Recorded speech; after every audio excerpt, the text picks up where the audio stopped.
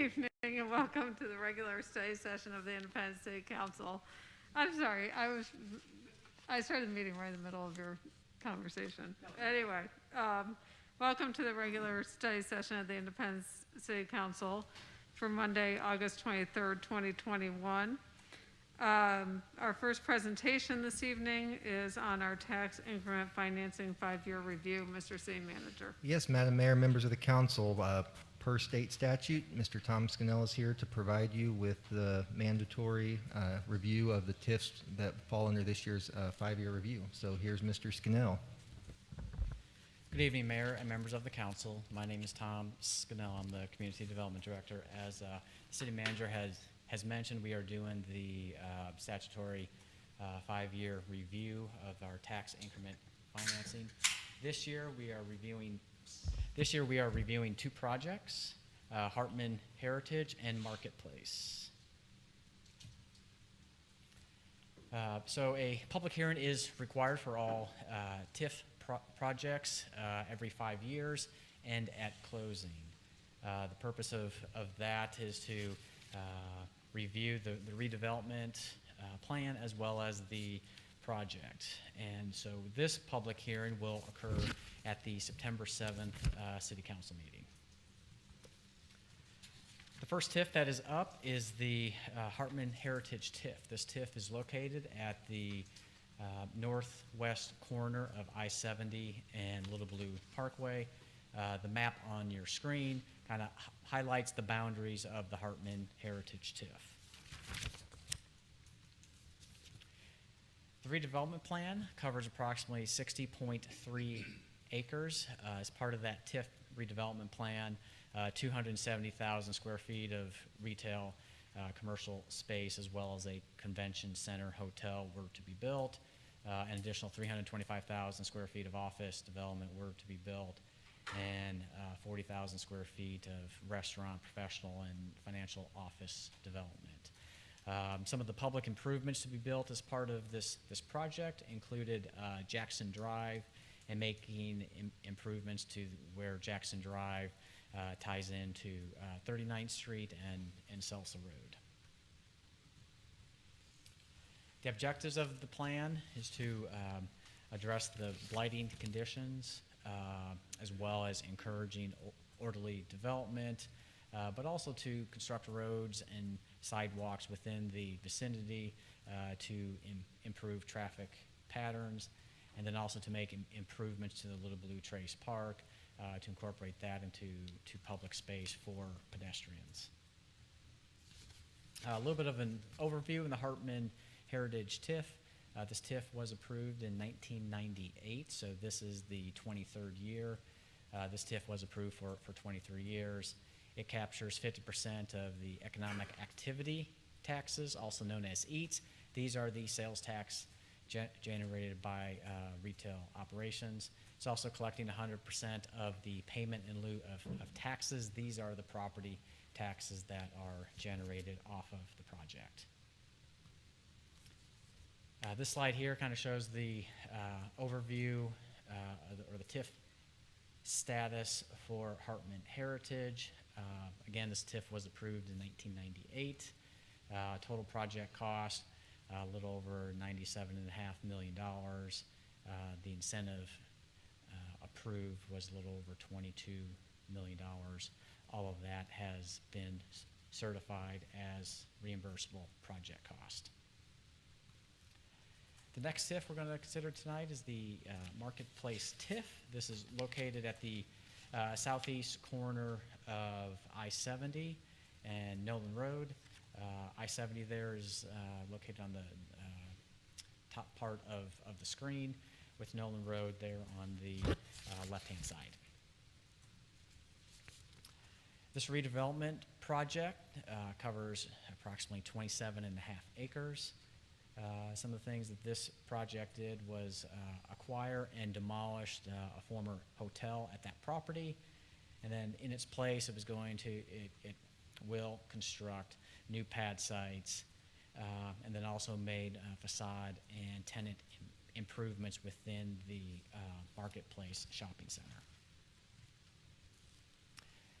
Some of the plan objectives is addressing blight, enhance the orderly development within the redevelopment area, expand the tax base, but also to enhance the public health and safety by eliminating the dangerous building, that being the hotel.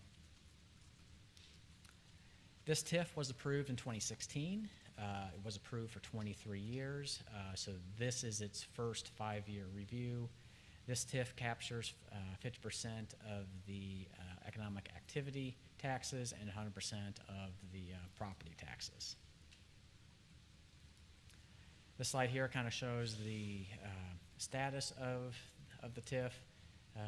Shows the total project cost of just under $34 million, with a little under $5 million of TIF incentive approved. So that concludes the presentation. The public hearing regarding these TIFs will be at the council's next regular meeting, which is September 7th. Okay, thank you. Are there any comments or questions from the council on the 5-year TIF review? Okay, thank you very much. Thank you. Okay, our next presentation is the city manager's presentation of the analysis of the fiscal year 2021-2022 budget constraints. Mr. City Manager.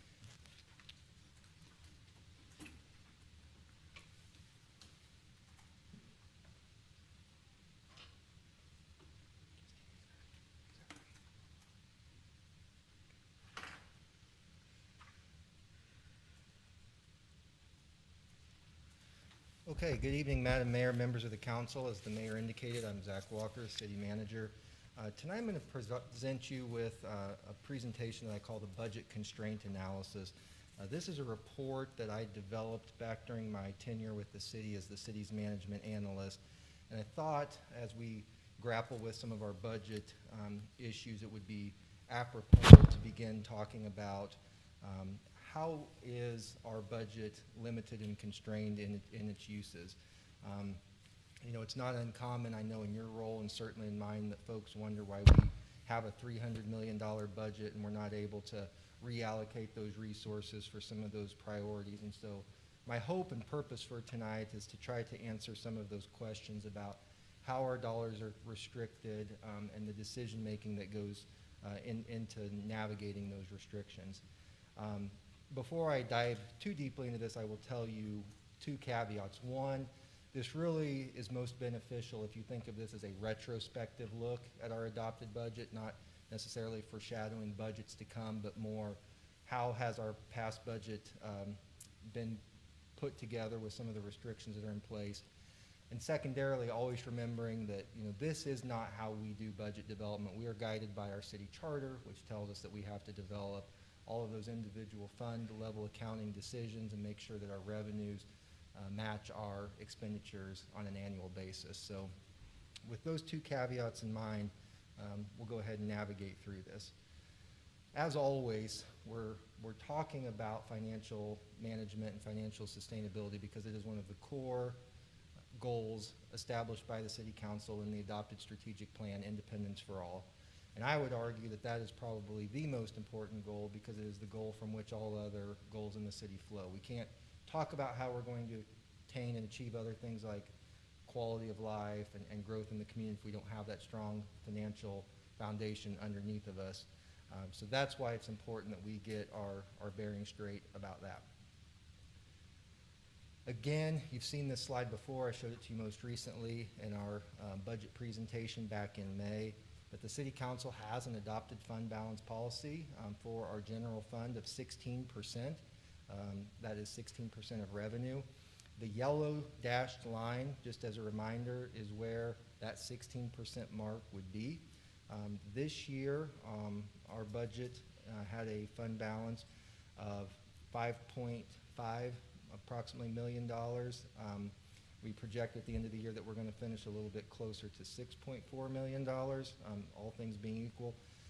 But you will recall that the big issue with this is that these fund balance numbers, both for 21-22 and in 22-23, are artificially inflated by the use of some one-time federal aid, the Federal American Recovery Plan dollars, about $4 million this year and another $1 million next year. So without those, we'd be facing upwards of a $4 million budget shortfall. So again, as we navigate through this tonight, this isn't so much what we need to be doing moving forward, but it is thinking how are we restricted in our decision-making as we manage our funds on an annual basis. So tonight I'm going to talk to you about what are the constraints and the restrictions on the city budget, what percentage of the budget is then allocated between those constraints, and as we go through this, how much of this budget could be truly considered to be discretionary or more appropriately labeled easily reallocated between different purposes on an annual basis. Again, this is a subjective exercise. Different people could look at this and come to maybe some different conclusions, but by and large, I think you'll see that our percentage allocations are pretty methodical in their determination. So just as an overview, think about if you had your family or your children or grandchildren up at Santa Calagon and you went to visit the Main Street experience and you went to the mining thing and started shaking the rocks through the filters. I know my kids like to do that every year. This is kind of what that exercise is based upon. Each of these levels, as you move from top to bottom, the very top one, enterprise activity, would be a filter that would be very fine mesh, very difficult to move through. Whereas as you move down through these, you have a little bit more flexibility in how these dollars can be allocated. I will be going through each of these categories individually, so I'm not going to spend a lot of time here, but as you'll see, the big aha, ruin the surprise moment here is that of our $337 million budget, about $6.7 million or 2% of that can be considered discretionary. So there's a very small percentage of our budget on an annual basis that we're able to determine reallocation or reappropriation among activities. Okay, so now we're going to start moving through these filters and these layers. The most restrictive use in this exercise is defined as the enterprise funds. These are the funds that support the electric, sewer, and water utilities. These are ratepayer funds per our city charter and upheld in a 1980 court finding. These dollars must only be spent on these utility purposes and outcomes. You can see the amounts listed there for each of the enterprise funds. That's their annual adopted budget for the fiscal year 21-22. Within that, the pie chart indicates that about 86% of that is allocated for the operating budget, about 8% for debt service payments, and about 6% for the capital improvement budget for each of the three utility funds. Again, we cannot move these dollars out of each of those utility funds for any other purpose. The next layer down in our analysis is what we would call voter approved. These are the sales tax funds that voters approved collection of a sales tax for a very specific outcome. Again, you wouldn't be able to take stormwater sales tax money and try to manage the animal shelter, for example. You wouldn't be able to take police tax money and try to pave a street. So these are the revenues that are collected to deliver the services that were approved in the voters' approved ballot language. While we're on voter approved, this is a good time to remind people and to talk very quickly about the use tax, which was approved back in August of 2019, so about 2 years ago. The amount of revenue in this city, so in the city of Independence, subject to use tax collection, is about $44.5 million. The voter approved language says that this year, which was $762,000, goes to support the animal shelter, and a little over $3 million for police services. The remainder of that, which this year's collection is estimated to be just over $1 million, is allocated among the different sales tax funds. So you can see the largest amount of that allocated to the general fund, and then moving across the pie chart based on the percent sales tax collection rate is how that waterfalls to each of the sales tax funds. Again, just a reminder that the sales tax, the use tax is playing a vital role in helping support our municipal government operations. And then the next layer in our constraint analysis is grant funds. We get grants for a number of services. You can see that listed here. The largest amount of grant dollars comes through the federal Community Development Block Grant Program. These dollars, again, have to be spent on these intended outcomes. The grantors would get very fussy and likely not award us future grant dollars if we tried to spend these funds on any other purpose than what the grant was awarded for, that specific purpose. So at this juncture, we have filtered out all of the utility funds. We have filtered out all the voter-approved funds. We have filtered out all of the grant dollars. What's left at this point is the general fund budget, $78 million. As we move around the pie chart here, you're going to see how that amount is allocated.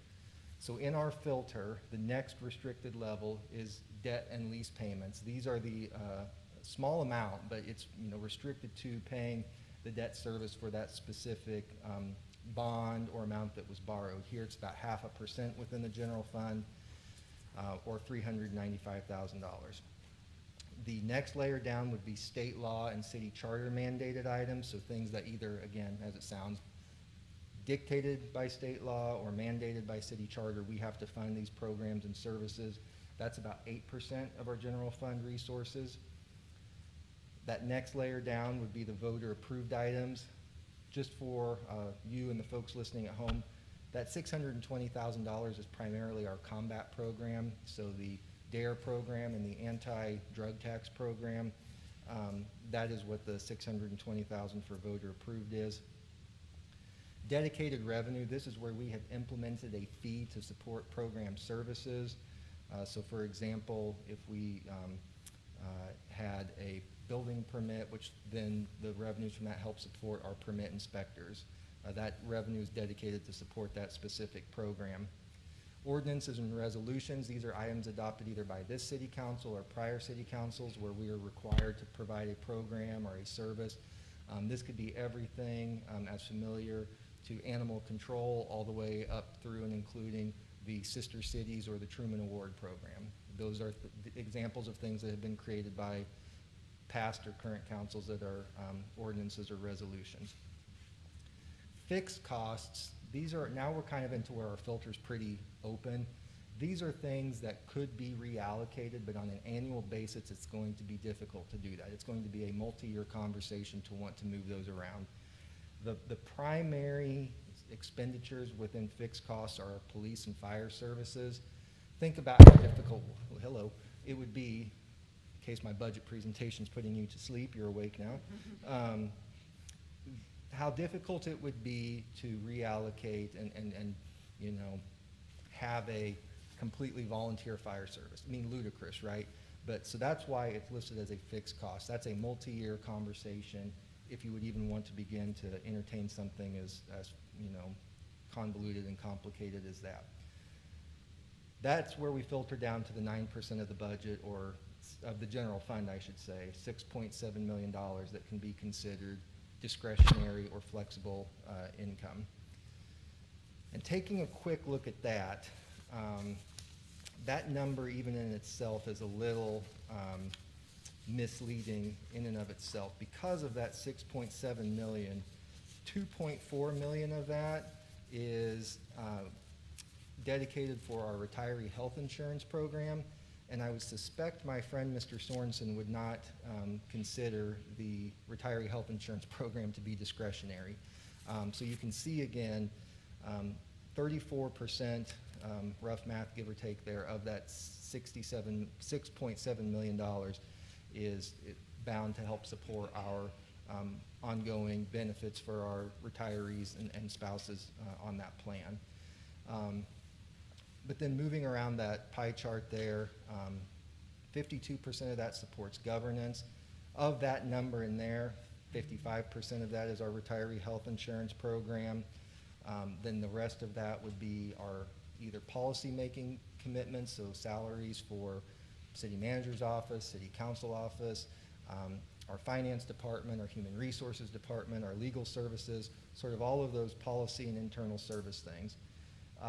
Community development, that's primarily going to be our transit operation expenditures. Municipal services are going to be a lot of the personnel costs for a street maintenance division. That very small fraction for fire is the non-training and admin costs for the fire department there. And then the police budget is mostly the dollars that we as a city have to match for many of our grant programs, DUI enforcement, high drug trafficking enforcement, things of that nature. So our matching funds for those grant dollars. So wrapping that up, I think you can see that it's a numbers game every year of figuring out how we balance the budget, but we do this within a very limited and constrained, that's why I call it constraint analysis, constrained window of how these funds must be allocated, managed, and then the ability to move these dollars around, even the ones that are flexible on an annual basis, isn't as flexible as that word may lead you to believe. With that, Madam Mayor, I think I'll yield and answer any questions the council may have. Okay, are there comments or questions for the city manager? Yes, Councilman Huff. Yes. On your power and light one, on the enterprise funds, the budget amount, you have 178,308. I was wondering, did we get some new big players in the city that you bumped it up from 150 million? That is all in terms of the capital budget, the operating budget, the debt service budget. So that 178 is totality of that budget. So no, we don't have any. Unfortunately, I wish I could report tonight. We had some new big users in, but no, so again, that number looks big, but you can tell where a lot of that's already tied up in stuff that can't go to support those other operating expenses. I had one other thing here, and I know that the PUAB has a lot of concern on this, and so I'm seeing these numbers on the general fund overview. And they've questioned this many, many times, this tech services, workman's comp and risk, central garage and all these things. Are you including the interfund transfers with these? Because this has always been a big deal. I mean, Power and Light's up to $5 million on interfund transfers. And so are these including that, or is this separate from that? For the purposes of this presentation to you tonight, they are set aside in the enterprise or in the fixed cost portion of that. So they're not locked in with the utilities. They're still backed out as the total cost of providing workers' comp and risk management and utility expenses, not reflected in those utility budget numbers. Okay, so these do not include it, is what you're saying? Not in the utility numbers. They're reflected in that fixed cost portion of that. It's been on the table quite a bit down there that they're really concerned they can't figure this thing out, in which I've tried to explain what that means, and this is part of that. It's nice to see some numbers. I know these are estimated, but. Yeah, and if it would not be, I mean, in all seriousness, if it wouldn't be too heavy or boring for the council, we presented that a month or two ago. In October, okay. So let us do it at that October presentation. We do so many, so we'll do that and then bring that to the council at that time if you guys are okay with that, seeing those. Sure. I think that needs to be put out there so that people understand. Right on. It's not a matter of shoving it anywhere. I mean, that's the cost deal. So appreciate it. Yeah, thank you. Other comments or questions? Something that sort of stood out to me last week in the remarks that were made by Sergeant English in regards to the need for the request to utilize the local use tax differently, is he drew a number of comparisons to other neighboring cities that we compete against for police officers, but certainly for other things as well besides police officers.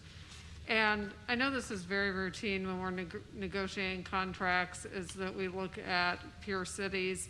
When we do our citizen survey, we do a lot of comparisons to peer cities in the region. But I would like to see if we could look at some neighboring cities and have a better understanding about what some of their key revenue streams are. If I remember correctly, I mean, Sergeant English pointed out that, for instance, Lease Summit, we pay a little bit higher in salary, they pay nothing, no portion of their health care costs. And I just want to try to figure out how people manage to do that. I mean, I would be very interested in knowing what are other cities doing that supplies them with the adequate revenues to be able to do that. Because it can't simply be that they're, I mean, they have a higher median income, you know, those types of things. I mean, they might be, you know, slightly more prosperous than us demographically. But that doesn't equate necessarily to more money for city operations. So I think that would be very helpful to understand that. We, over the last several years, have made significant cuts to spending and found considerable efficiencies. But we got a revenue problem. I mean, I've always, you know, kind of been on the side of saying, well, we need more revenue. We passed the local use tax, the voters passed that, which is helping, you know, a lot. Our sales tax collections are faring pretty well, and the use tax is helping that. But it's very hard to build a budget on sales tax that ebbs and flows. So, I mean, obviously for years we've talked about the need for more utility users, but, you know, I'd be very interested to know cities that we're familiar with. I mean, I'm not talking about pick some city from even Kansas. Right. I mean, cities that we are familiar with. I mean, Lease Summit, Liberty, Blue Springs, you know, how are they able to fund a lot of their key operations through those different revenue sources? Yeah, Mayor, I would say I share your assessment that this is, my conclusion from this is this really is a revenue issue. I think there's always that opportunity to try to sharpen our operations and, you know, get more efficient. All of those things are important, but we have put a lot of work into that the last few years, and I think comparing to those peer cities and bringing a report back to the council about where our key revenues are and a percent of the budget compared to those other cities and their percents of the budget, that's, you know, good information for the council to have and help you all guide policy making moving forward. Okay, thank you. Other questions or comments? Yes? And on that note there with the police, my understanding, what needs to be weighed in there too is that they're only answering so many calls, Yeah. and their dog catch or dog barking dog or whatever they come up with. But you know, it's important too that I believe our police force is a considerable amount more calls. I don't know what the crime rate is between all these, but Yeah, that'd be something to weigh in there too. You're right, Councilmember Huff. I couldn't replicate what Sergeant English said, but our police officers Well, I are doing mean, real work here. we're responding to like 19 calls where there are 5. Yeah. I mean, it was something in that range, I recall. And I mean, that's a whole different aspect, but I'm very curious about how our neighboring cities are able to fund personnel expenses. Sure, absolutely. We'll bring that to you as well. Okay, thanks. Anything else? Okay. Next is our IPL generation citing study, Mr. City Manager. Yes, Madam Mayor, members of the council, our ongoing and important discussion about replacement of some of our generation and production technologies has now reached another point where we need to present some information to the council. So Mr. Jim Nail, Director of Independence Power and Light, is here to share the results of our citing study with you. Mr. Nail. Evening, Mayor, council members. As he said, this is the next step in our ongoing quest for a generation solution, and tonight what we have for you is the results of the citing study that was completed. Just as a quick update, the the last presentation, we talked about generation. This slide, we've updated a little bit, but the Citing study, after having submitted a request to SPP and applied for the FERC waiver, we had this ongoing at the same time. So the Citing study will help to determine how we build the request for proposals. That'll be the next step in the process.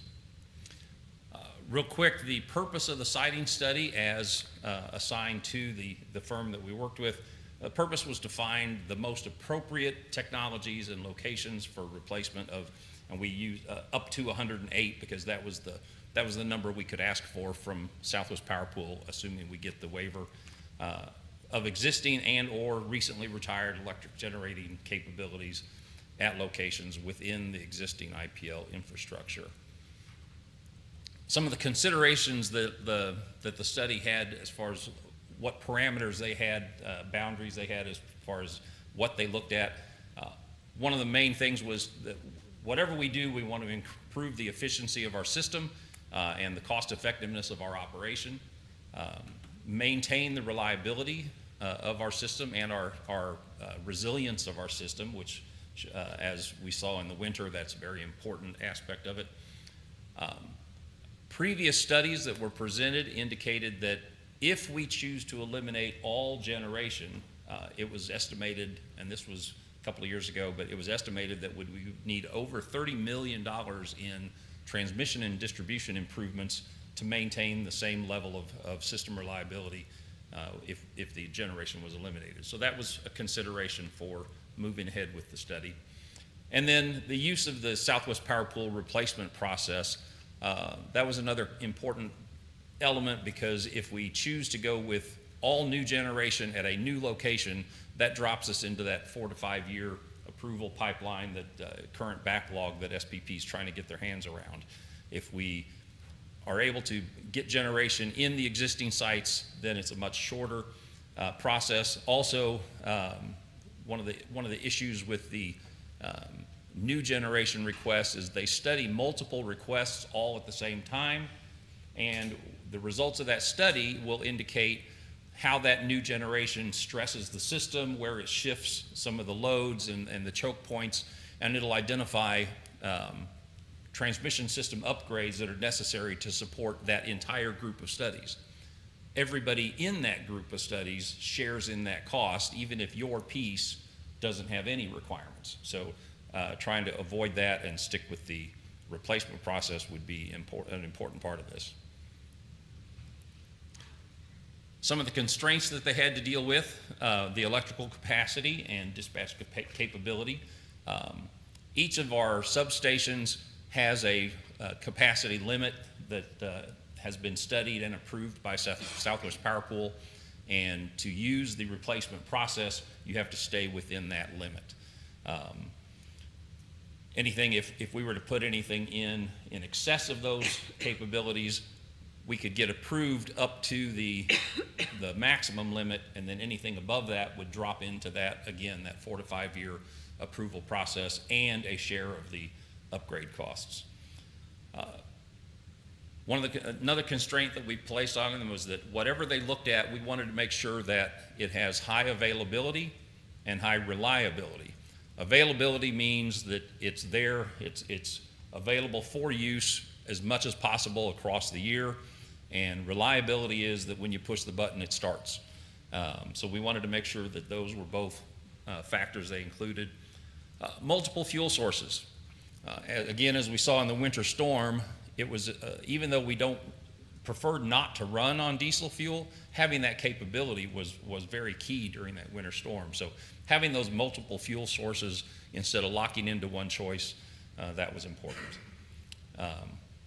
Also, along with that, the adaptability for conversion to green fuels. Hopefully, anything that we would invest in will have a lifespan that's long enough that these newer fuels, greener solutions will become more accessible. We want to be able to convert to that. Hydrogen is one of those possibilities.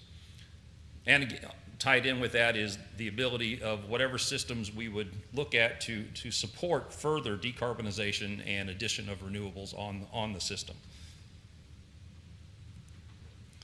Some of the other factors that they considered, social and aesthetic goals, the visual impact, how's it going to look at the different locations, how's that going to impact the neighborhoods, what noise and vibration or other issues might have to be considered.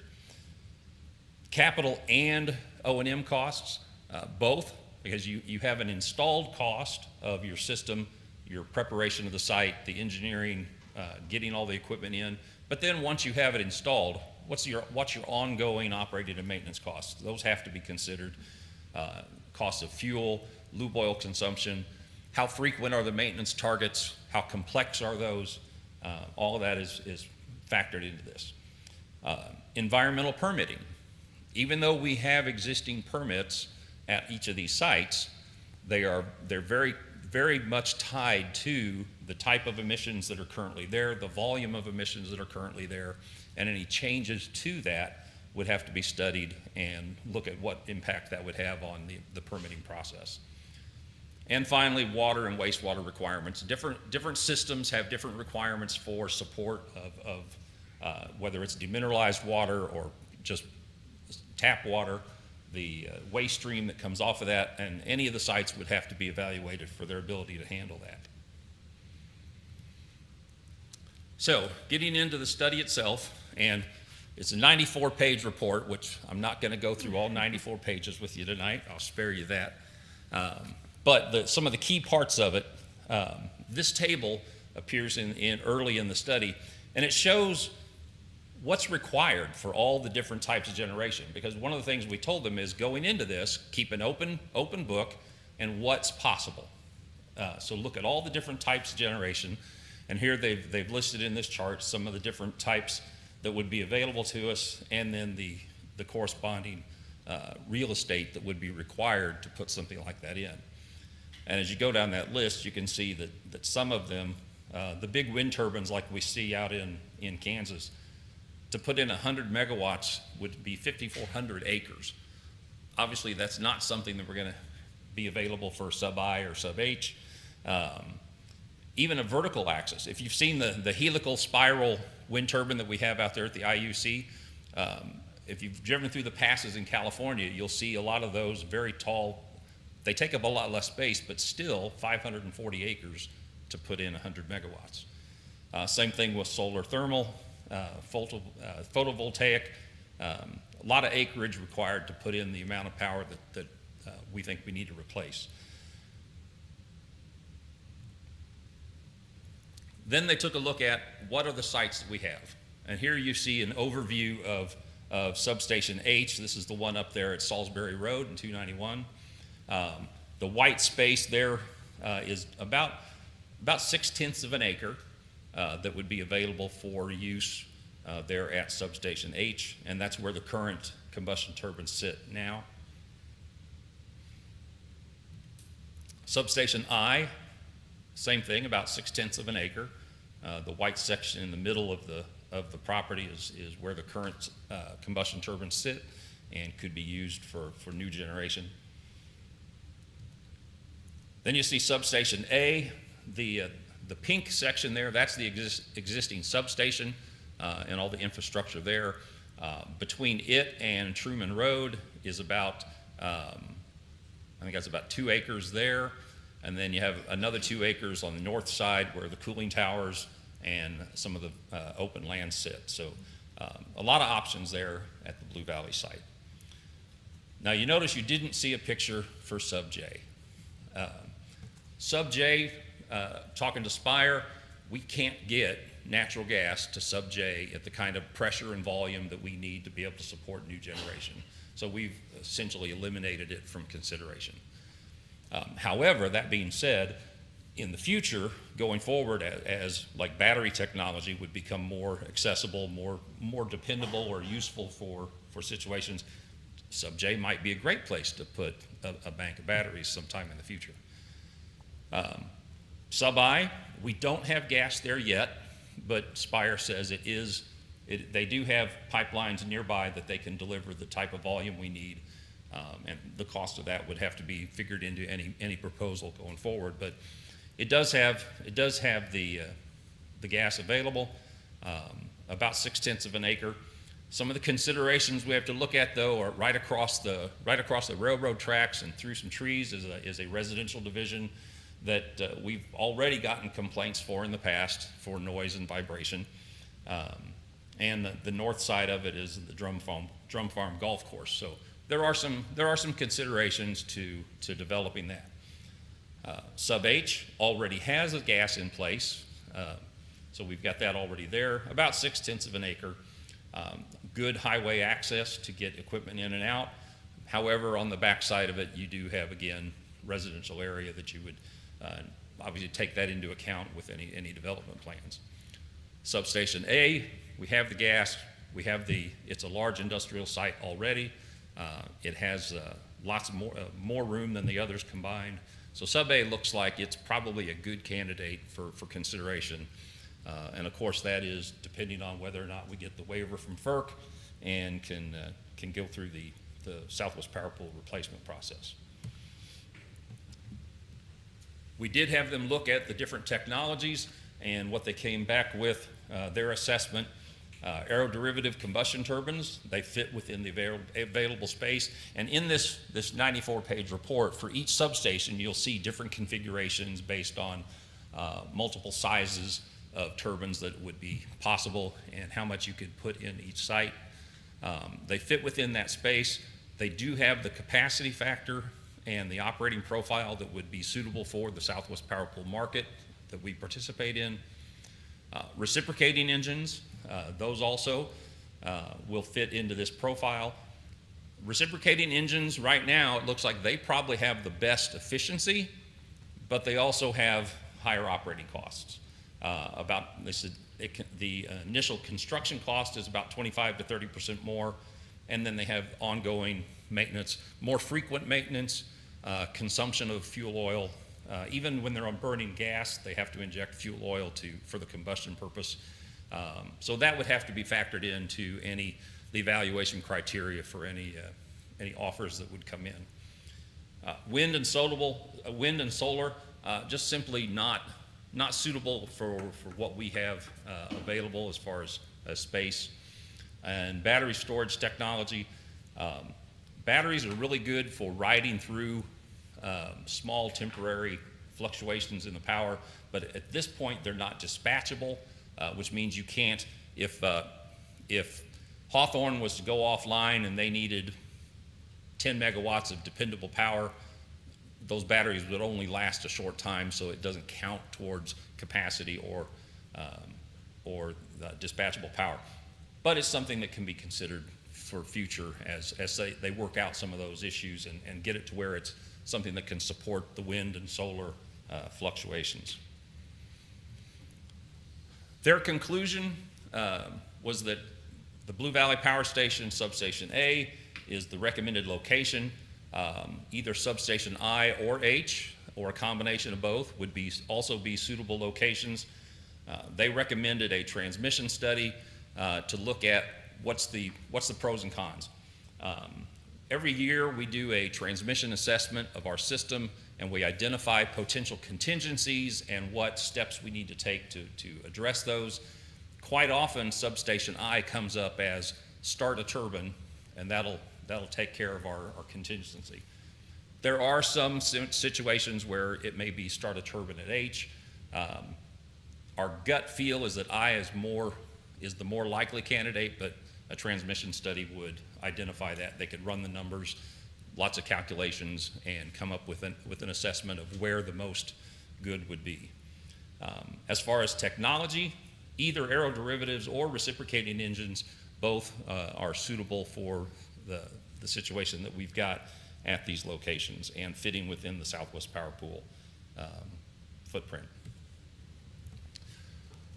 The next steps, we take this information and then go build a request for proposals, add in the appropriate evaluation criteria so that we can do a true cost-benefit analysis of the different proposals that are submitted, and see over a total lifespan of, say, 30 years, what's the best value for Independence.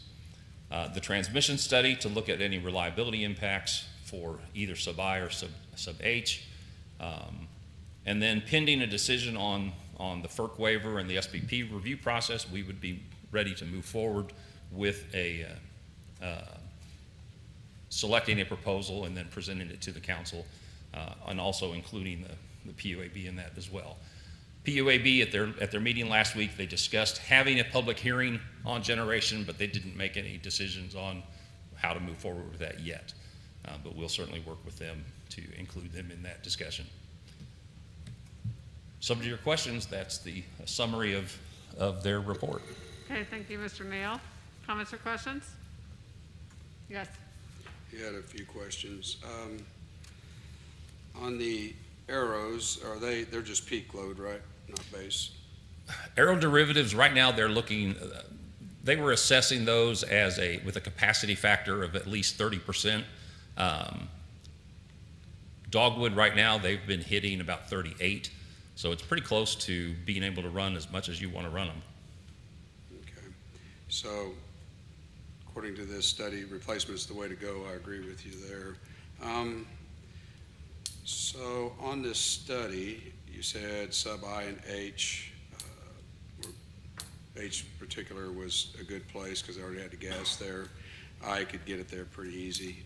And of course, for the last 3 years, I've heard everybody preach to me that we don't put all of our eggs in one basket, so I don't know why we would put it all at Blue Valley. We probably should have little spots here and there in case that went down between Blue Valley and the rest of the city, that we would have another power, some generation in the middle of the city.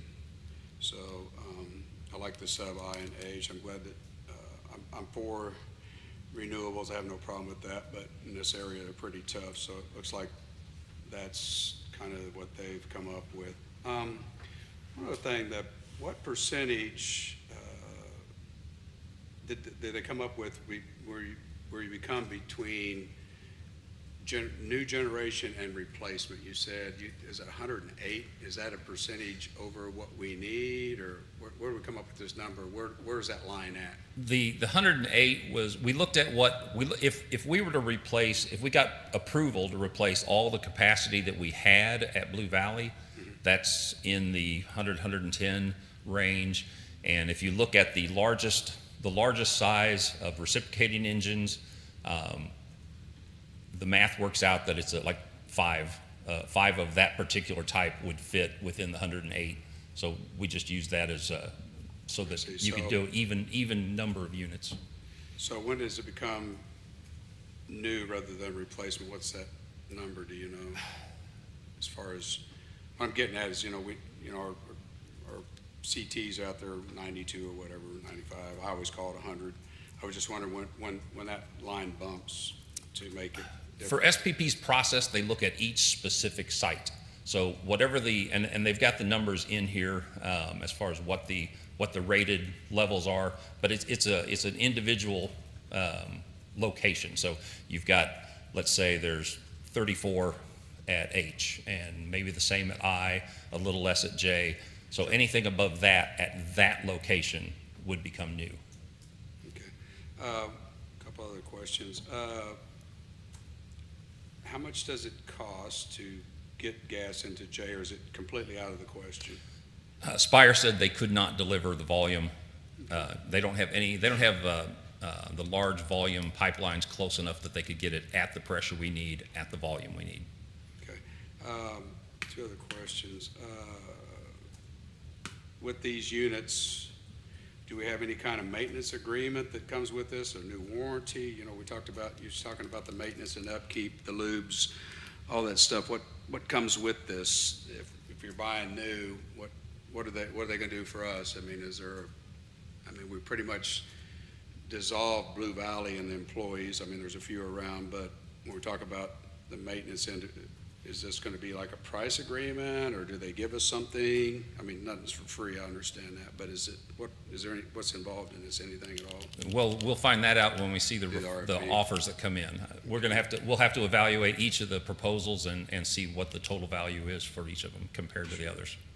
And so one thing I would like, I'm sure this will be in the RFP, is we're talking about the efficiencies versus the arrows versus, the Wardzillas or whatever. And we're talking, you said 25 to 30% more, so I'd like to see them numbers myself for the difference in cost. So if it's $1 million to have this heavy-duty piece of equipment or this light duties, all I'm asking for, it's not any big deal other than. Those are just estimates off of Sure, the EIA data tables. Recips are coming in, the total installed cost is around 1.4 million per megawatt, whereas, and these are for new, Right. totally new systems, but about 1.4 million per megawatt for a recip compared to about 1 million for 1 to 1.1 for a recip, for a aeroderivative. So again, those are new. We would certainly take a look at whatever offers we get and evaluate those. Look at the what is the warranty, what are the maintenance targets, and we'd balance all of that together. And so, if we was to roll with this tomorrow, what are we looking at? Get them up and running, what would be an estimate to you? Assuming we get the FERC permit, and FERC doesn't have a timeline, but If probably everything went together? 2 to 3 years. Okay, all right. Well, I'm not a real study guy, but I think these guys did a real good job on the study. And I appreciate the overviews because I want to read 92 pages, but it seems like they covered everything that we really need to know to make an intelligent decision here. And I'm glad to see it and appreciate it. Thank you. Any other comments or questions? Yes, Madam Mayor. Councilman? Thank you. Did we address you or Mr.? No. Okay. I don't want to. So, Mr. Nail, you just said something interesting to me. 1 million on the aero style turbine, 1 million per megawatt for installation, roughly. 1 million per megawatt is your all-in capital cost to install. That's the equipment. Including everything. That's the equipment, that's the civil engineering, that's the support equipment. Okay. So that's a total system. But again, that also assumes 100% from scratch, brand new. Right. So depending on Right. what other savings we could find as part of that bid. I'm just, yeah, so that's a good explanation. So if we're doing 108 megawatts, it'd be roughly $108 million, Potentially. potentially. But, okay, I'm just trying to get approximate or get some general ideas. Our job is to find you a better deal than that. Well, of course. I'm sure they're out there, and I'm sure we'll get them. I have no doubt about that. So, anyway, thank you. Thank you. Any other comments or questions? Okay, thank you very much. Our staff report this evening is on boards and commission appointments, and I wrote over my notes, recording discussion. So, Madam City Clerk, you want to deal with the appointments first? Sure, And then we'll talk about the recordings. that'll work. First, we have Park Commission. Recommendation's been made by Councilmember Stewart to appoint Paula Martin. If there's no objection, we'll add a resolution to the next agenda. Okay, are there any objections? Okay, Planning Commission. Planning Commission, Councilmember Steinmeier is moving to appoint Edward Nesbitt. If there's no objections, we'll add a resolution to the next agenda. Are there any objections? Next, we have Public Utilities Advisory Board. Councilmember Steinmeier is recommending appointing Anthony Jeremita. If there's no objections, we will add a resolution.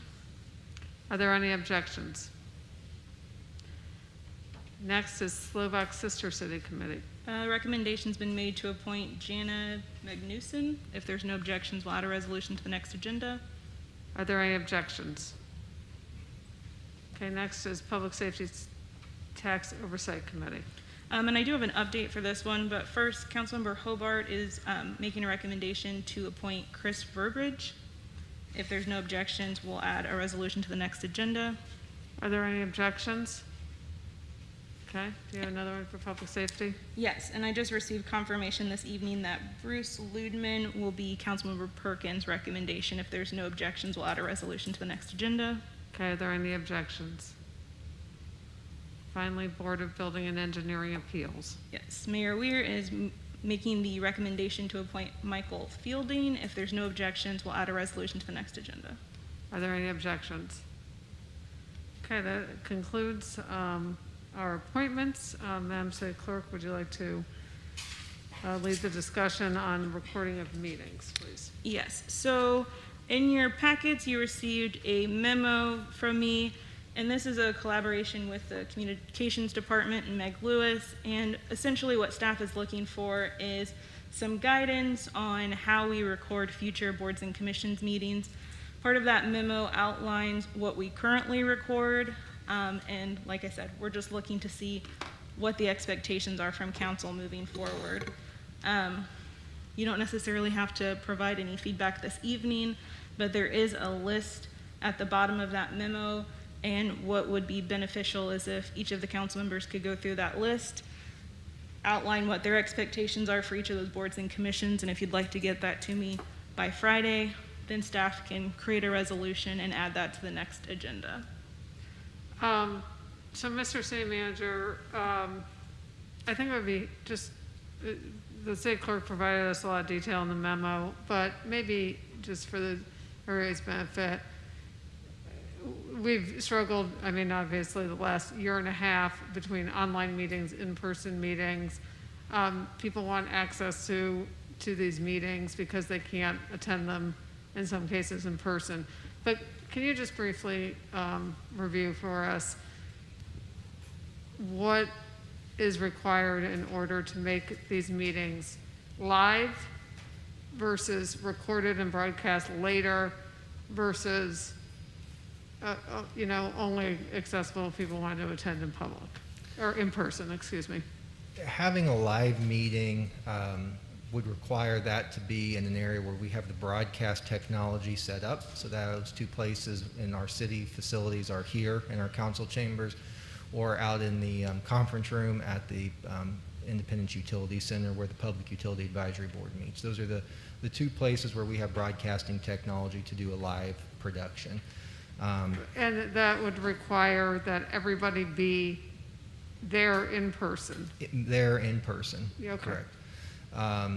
The challenge of having people try, as you guys have all experienced, during these hybrid meetings, the challenge of having somebody virtual is you're relying on a strong Wi-Fi signal to make sure that they're present, that the sound and audio are set correctly so that you can hear them and the bandwidth is right so that you can see them. So it is much higher quality production and easier for the public to get a full grasp on that conversation if everybody is in person when we have those meetings. Now, there are certainly times where it's more cost effective if we have somebody making a presentation who's based out of Oregon to do that kind of an appearance, but I would say those are the exception and not the norm. So we have experienced some challenges doing meetings at the IUC. The PUAB meetings have been tough sometimes, more often than not, I would say, for the public to be able to watch those meetings live. When we've even done council meetings over there, that has been a challenge too. One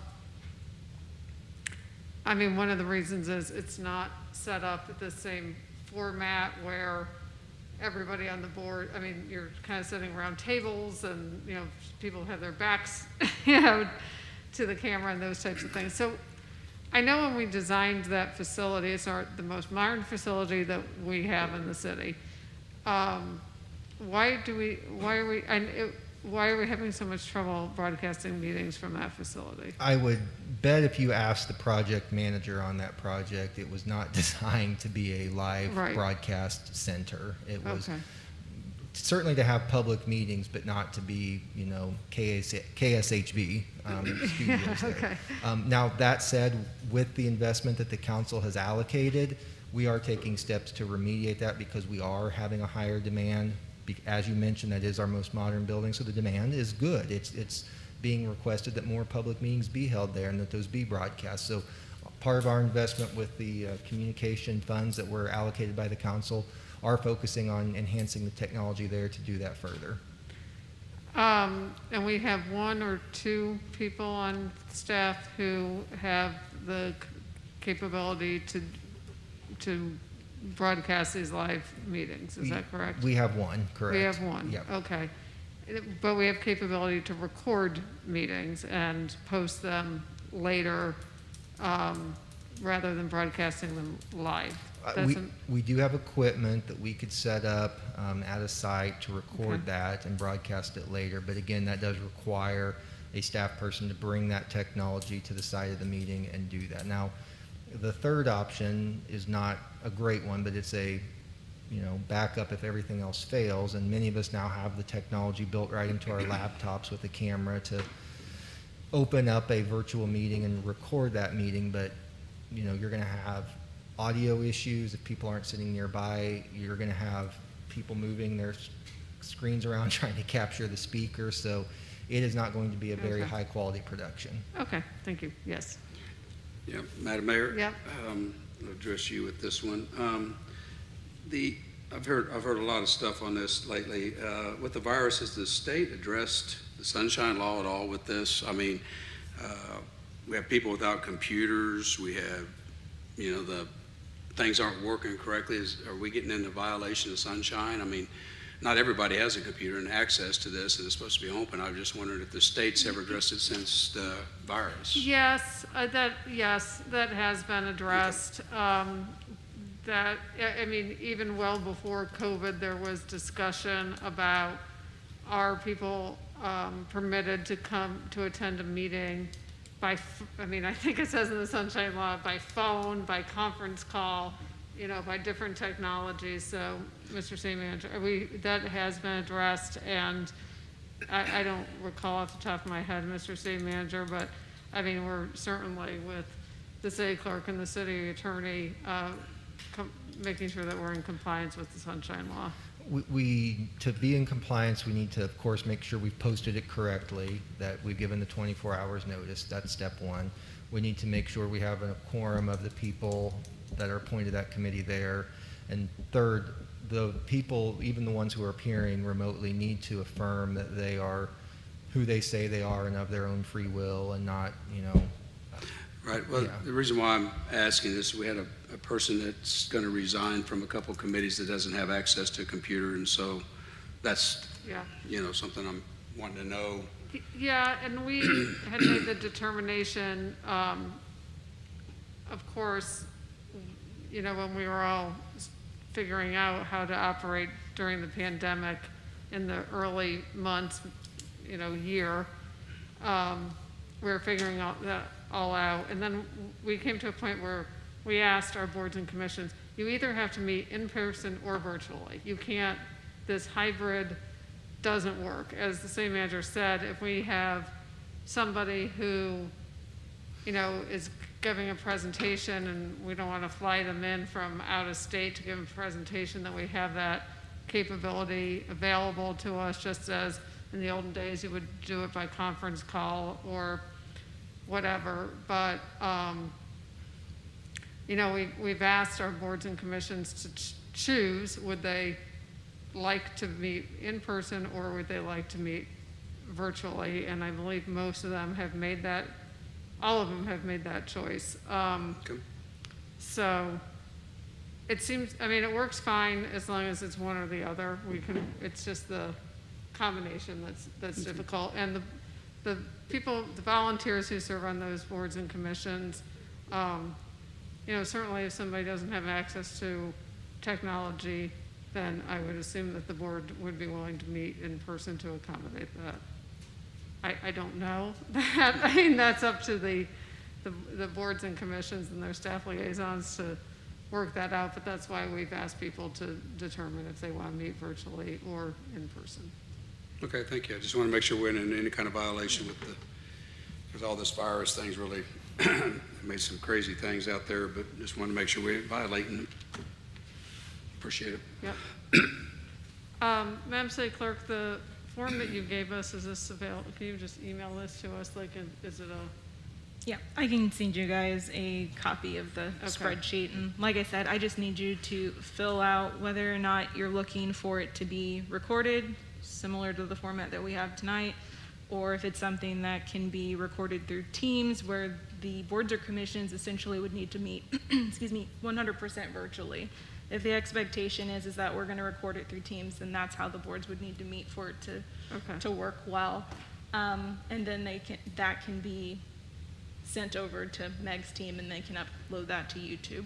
So some of these don't meet, they don't have a set meeting time, they meet as needed, so we would need to be aware that some of these meetings might happen at the same time or overlap, and then it would not be possible for them both to be recorded or to be live broadcast. Right.